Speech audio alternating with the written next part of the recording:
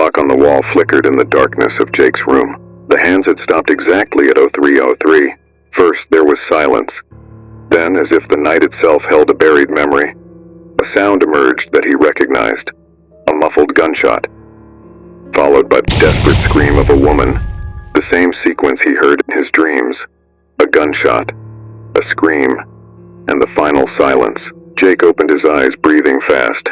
The sensation was like that of someone drowning who had suddenly found air. His gaze fell on the wall, and there it was, the clock. The hands stood still. He got out of bed, his legs heavy, the air thick as if he had woken up in a world that was subtly distorted.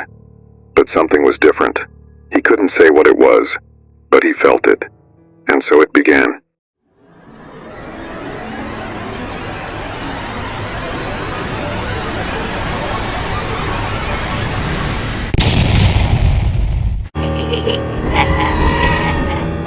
Detroit never sleeps. But for Jake Williams, the city had become far too quiet. No one was after him anymore. It had been years since the dust had settled on the crimes he committed, including the worst one. He remembered that night clearly. It was late and he needed money, a lot of it. Without a second thought, he and a masked accomplice stormed into a convenience store. The clerk at the counter, a skinny kid named Daniel, barely had time to react. Jake didn't even look him in the eyes when he pulled the trigger. Quick, impersonal. Just another obstacle in the way. But the girl, Emily Parker, she was waiting in line with a pack of cookies and a bottle of juice. Just a regular college student unlucky enough to be in the wrong place at the wrong time. When Emily screamed, Jake knew he had to silence her. Without hesitation, he pulled the trigger again. There was no second chance for Emily. Only a frozen expression of terror on her face as she fell. And after that, silence. He was never arrested. The police never found enough evidence to charge him. As the years passed, Jake convinced himself that he was untouchable, that time would erase his sins. He never felt remorse. To him, it was just another Tuesday. People die every day. It was just bad luck for them, he told himself. Now alone in his small apartment, Jake lived quietly and anonymously. Life went on. No one was looking for him anymore. His old accomplices were long gone and no one suspected him. It was as if that crime had never even happened. But the silence started to bother him, like a nagging itch in the back of his mind, impossible to ignore. Small things began to feel strange. Streets quieter than usual. Objects out of place in his apartment. And that clock stuck at 03:03. Jake tried to convince himself that it was all just a coincidence. Maybe the clock had broken. Maybe he was starting to get paranoid, but deep down, something inside him refused to believe that everything was fine. As he stared at the clock again that night, a shiver ran down his spine. And for the first time in a long while, something stirred in the depths of his mind. A fragment of memory. An image of Emily's face. Seconds before she hit the ground, Jake woke up with a strange feeling. As if the night had slipped through his fingers, the silence in the room was absolute. He sat up in bed and looked directly at the clock on the wall. 03:03. The hands were frozen, exactly as they had been the night before. He ran a hand over his face, trying to shake off the fog of sleep. Damn, he muttered. Maybe the batteries had run out, but there was something about the way the clock seemed to watch him that made him uneasy. He stood up, pulled the clock off the wall, and flipped it over. He replaced the old batteries with new ones he found in the kitchen drawer. He hung the clock back on the wall and took a step back, watching. The hands didn't move. He tapped the glass surface with his finger as if trying to force time to continue. Nothing happened. The clock remained frozen. 03:03. Jake felt a growing irritation. He didn't have time to worry about unimportant things. Clocks break all the time, right? Yes, things break. People die, everything moves on. He went back to bed, trying to convince himself that nothing was wrong. But as he closed his eyes, that uncomfortable sensation crawled across his skin, like invisible fingers brushing the back of his neck. Days passed, but the clock never started working again. Every time Jake entered the apartment, he would glance at the wall without thinking. Something was wrong, he felt it, but he refused to admit it. And then, the voices started. On the fourth night, Jake woke up suddenly. The clock still read 03:03, but this time something was different. The air felt heavier, as if the space around him had shrunk. He felt watched, even though he was alone in the apartment. Then he heard it. A soft sound from somewhere behind him. It was like a short sigh, almost a moan. Familiar, but horribly out of place. Jake froze. His heart pounded in his chest. He slowly turned around, but there was nothing there. The room was empty, but the sound lingered in his mind, echoing like a distant memory. And in that moment, Jake recognized it. It was the same sigh he heard just before pulling the trigger on Emily Parker. The exact sound the girl made as her blood spread across her shirt. The air felt colder now. Jake rubbed his arms, trying to warm himself, but the cold seemed to come from within, settling deep in his bones. He grabbed a bottle of whiskey and took a few swigs, hoping to push back the growing unease, but it didn't help. Before returning to bed, he glanced one last time at the clock. And that's when it happened, a click. The second hand moved, for just 1 second. Only one then. It stopped again. Jake stood still, staring at the clock. He wanted to believe he had imagined it, but deep down something whispered in the back of his mind. Time isn't on your side. In the following nights, Jake started waking up at 03:03 every time. It didn't matter what time he went to bed. He always woke with the same jolt, the same suffocating feeling, as if something invisible was pressing down on him. It was as if something was waiting for him to wake up, to get closer. Jake began leaving the lights on in the living room, but it made no difference. The unease only grew. The voices continued. Faint whispers, murmured words he couldn't fully understand, but that carried a sickening familiarity. Jake started to feel like he was losing his mind. Something was coming. He knew it now. With each passing night, the frozen clock felt more and more like a reminder of what was about to happen. And for the first time in a very long while, fear began to creep inside him. That night, Jake collapsed into bed, completely exhausted, but still unable to escape the discomfort that haunted him. The apartment felt colder and emptier than ever. He tried to force himself to sleep, but just like the previous nights, he woke with a jolt. The same suffocating sensation as before, as if the very air around him had grown heavier, clinging to him. And of course the clock was still there, silent on the walls, 03:03. Only this time something was different. Everything around him felt frozen. There wasn't a single sound, no distant traffic, no hum from the heater that usually rattled at night. It was as if the entire world had stopped at that exact minute. Jake swung his legs off the bed, his feet touching the cold floor. He walked to the window and peeked outside. Nothing, no lights, no movement. The streets were completely deserted, as if he had been tossed out of reality. "What is going on?" he murmured, feeling his heart race. He rushed to the front door, twisting the knob hard. Locked. He twisted it again and again, but it wouldn't budge. Frustration bubbled up inside him. He had to get out, but something told him there was nowhere to go. Then he looked back at the clock, and that's when he realized that somehow time had stopped. The second hand was frozen, caught between two invisible points. Jake was trapped at 03:03. He felt a bead of sweat roll down his temple. Panic began to rise, thick and smothering, as he tried to convince himself that it was all just a bad dream. But the voice in his mind, small and cruel, whispered, "It's not a dream." And then he heard it again, the sigh. That same soft, short breath that Emily Parker made the night he pulled the trigger. But now the sigh didn't come from the air around him. It came from inside his head. "This isn't real. This isn't real," Jake muttered, squeezing his eyes shut and shaking his head, but when he opened them again, he was no longer alone. He saw her. Emily Parker stood motionless in the living room. Her face was pale and blank, with the same terrified eyes he remembered from that night in the convenience store. But something about her face had changed. She was smiling. It wasn't a human smile, it was weak and distorted, curving unnaturally like a cut across her skin. Jake stumbled back, tripping and falling to the floor, but the image of Emily didn't disappear. In fact, she seemed closer now, even though her feet hadn't moved. "Time doesn't move for you, Jake," her voice whispered like the wind slipping through a cracked window. "Now you're one of us," Jake screamed. He spun toward the clock on the wall, hoping, praying that the second hand would move. But it remained frozen, 03:03. And that's when Jake finally understood. He was trapped. Time had become a prison, and Jake was the only prisoner. The memories came flooding back. He saw, with painful clarity, every moment of the crime. He felt the weight of the gun in his hand, the metallic scent of blood. But this time he wasn't just a spectator. He felt Daniel's fear, the store clerk's panic when he heard the first gunshot. He felt Emily's despair, the sharp pain, and the overwhelming terror when the second bullet hit her. Jake wasn't just remembering. He was living those moments, every sensation, every thought, every second of dread. The terror was etched into his mind like a scar, and there was no escape. Every time he closed his eyes, the clock reset the cycle. And with every reset, the fear and pain intensified. Jake screamed, tried to run, but he always woke up at the same frozen minute. 3:03. The real horror began to unfold.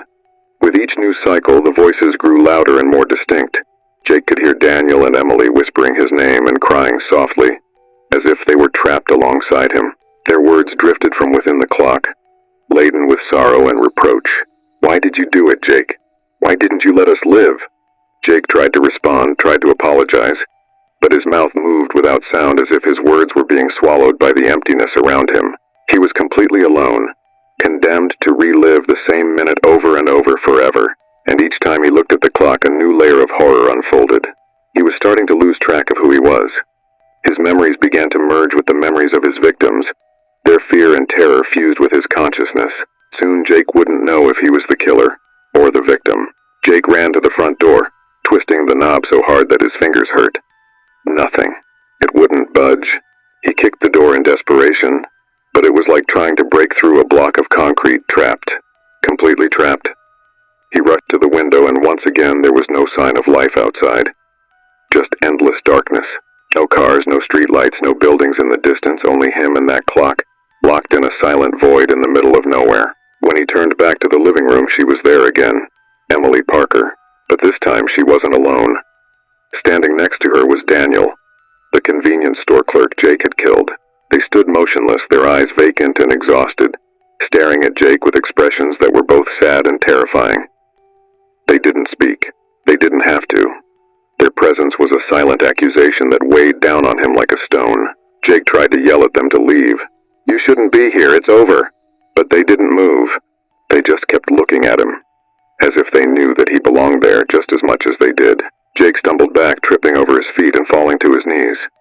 He tried to look away, but no matter where his gaze landed, they were there. In the corners of the room, in the reflections on the windows, even in the shadows on the walls. Jake squeezed his eyes shut and covered his ears, desperately trying to block them out. But the voices still found him. "You thought you got away, Jake," Daniel murmured, his voice low and heavy, like an echo from the depths of a well. "But time never forgets," Emily whispered, her lips curling into a faint, twisted smile. Jake staggered to his feet and stumbled into the kitchen. He needed to do something. He needed to think. But the sensation of being dragged into an endless pit was overwhelming. With each passing second, the air grew heavier, as if he were drowning in memories. He turned on the faucet and splashed water on his face, trying to convince himself that none of this was real. But when he looked up, his own reflection stared back at him from the drain. Instead of his face, he saw a grotesque blend of Emily's and Daniel's features. He was all of them now. The clock in the other room let out a dull click. Jake's heart pounded. He sprinted into the living room, clinging to a desperate hope that something, anything, had finally changed. But no. The clock still read 03:03, the hands frozen, unmoving. Jake grabbed the clock off the wall with both hands and hurled it to the floor. Crash! The glass shattered into 1,000 pieces, scattering across the ground like broken stars. For a brief moment, Jake thought he'd won, but then he saw it. The shards reflected something impossible. It wasn't the living room and the reflections. It was the convenience store. And Jake was there back at the scene, standing face to face with Emily Parker and Daniel. In the background, he heard the faint chime of a doorbell, the sound that marked the beginning of the robbery. Jake saw himself, masked and holding a gun, walk into the store. He tried to scream, "Don't do it!" But his voice was trapped inside the memory. He was a prisoner of his own past. And then it happened again. The gunshot. This time Jake felt it. The sharp pain. The air rushing from his lungs, the growing despair. He was dying, just like Daniel and Emily had died that night. Jake experienced every second of life slipping away, while the darkness wrapped around him like a heavy blanket. But instead of ending, it started all over again. He woke back in the apartment. 03:03. Jake screamed, a long, desperate scream that echoed through the void around him. He was trapped in an endless cycle, reliving the same pain, the same fear over and over again. And every time the clock reset, the memory became more vivid. He was Daniel. He was Emily. He was everyone he had destroyed. Jake tried to smash the clock again, but the pieces reassembled themselves as if the clock were alive. Click. The second hand ticked forward by 1 second and stopped. 0303. Jake collapsed to the floor, his arms wrapped around his head. Please, please stop. But deep down he knew. Time wouldn't stop. Time had become his executioner, and every second he had stolen from his victims now belonged to him. As Jake sobbed on the floor, the darkness around him began to grow, devouring the entire apartment. The walls vanished, the windows disappeared, all that remained was him, and the frozen clock floating in the void. And that's when Jake realized the most horrifying truth of all. There was no way out. He wasn't just trapped in time. He was time, frozen in that final minute. And 0303 would be the only moment he'd know. Forever. Jake lay on the floor, his hands trembling, his breathing short and uneven. There was nothing left around him, only darkness. He was alone. Alone with his memories and the clock stuck at 0303. For a moment he closed his eyes, hoping that when he opened them everything would disappear. Maybe it was just a nightmare. Maybe he could wake up. But when he opened his eyes again, something new was in the dark room. A mirror. He had no idea how the mirror had appeared. It was large, old, with a rusted metal frame, and he knew he had to look at it. Something about it pulled at him, like an invisible magnet dragging his mind toward the reflective surface. With unsteady steps, Jake approached it. His feet felt heavier with each movement, as if he were walking through quicksand. And then he saw himself, but the reflection wasn't the Jake Williams he knew. In the mirror, his face was a grotesque collage of features, a blend of Daniel's and Emily's. His own eyes had been replaced by theirs, staring back at him with expressions of eternal fear and pain. "Nope, this isn't real," Jake muttered, shaking his head frantically. But the reflection didn't move. It stayed perfectly still, like a grotesque mask, silently judging him. Then the reflection smiled. It wasn't a human smile. It was a pained, empty grin, the kind of smile someone gives when there's nothing left to hope for. And that's when Jake heard the voice inside his head. "You've always been all of us, Jake, always. And now you'll feel it every second." Jake staggered back, his heart racing. He tried to back away from the mirror, but his feet felt glued to the floor. Then the reflection moved, even though Jake hadn't. The Jake in the mirror reached out toward the glass. His trembling fingers passed through the surface as if it were water. The glass rippled around his hand, and Jake felt something cold and relentless latch onto his soul. "You can't escape." The reflection spoke with Emily's voice, soft and melancholy. "Now you're one of us, forever." Jake tried to scream, but the sound died in his throat. He turned to run, but the reflection moved on its own, independent of him, as if it no longer needed him. Then Jake felt something horrible begin to happen. His face started to change. He watched as the skin around his eyes sank. As if it were decaying, Daniel's features began to blend into his own. Emily's jaw seemed to emerge beneath his skin, reshaping his face into a monstrous hybrid. Not quite him, not quite them, but an aberration that carried the weight of them all. "Why did you do it, Jake?" Daniel's voice whispered. "Why didn't you let us live?" Emily's voice repeated like a broken melody. Jake tried to look away, but he couldn't. His eyes were locked on the mirror, unable to turn from the image that was devouring him from the inside out. The clock behind him gave one final click, as if sealing his fate. In that moment, Jake understood. There was no redemption. There was no escape. Now you belong to time. The reflection's voice was a cacophony of all the voices, crushing him under its weight. "Every second you stole will be yours forever." Jake fell to his knees in front of the mirror, tears streaming down his distorted face. He no longer knew who he was. His thoughts were shattered, fragments of fear and memory tangled with those of his victims. It was impossible to tell where he ended, and they began. And in that moment, Jake accepted the truth. He would never be just Jake again. He would be everyone he destroyed. The mirror glimmered briefly, as if a cold light shone from within it. Then Jake was pulled into the reflection. He felt as though his soul was being ripped apart, scattered into 1,000 pieces.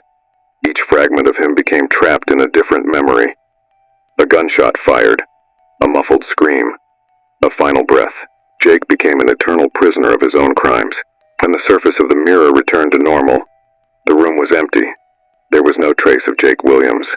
All that remained was the clock, frozen on the wall. The mirror was empty. There was no reflection, no image. Jake Williams was gone. All that remained in the apartment was the clock, frozen at 0303. The hands didn't move, and behind the absolute silence an invisible presence still lingered.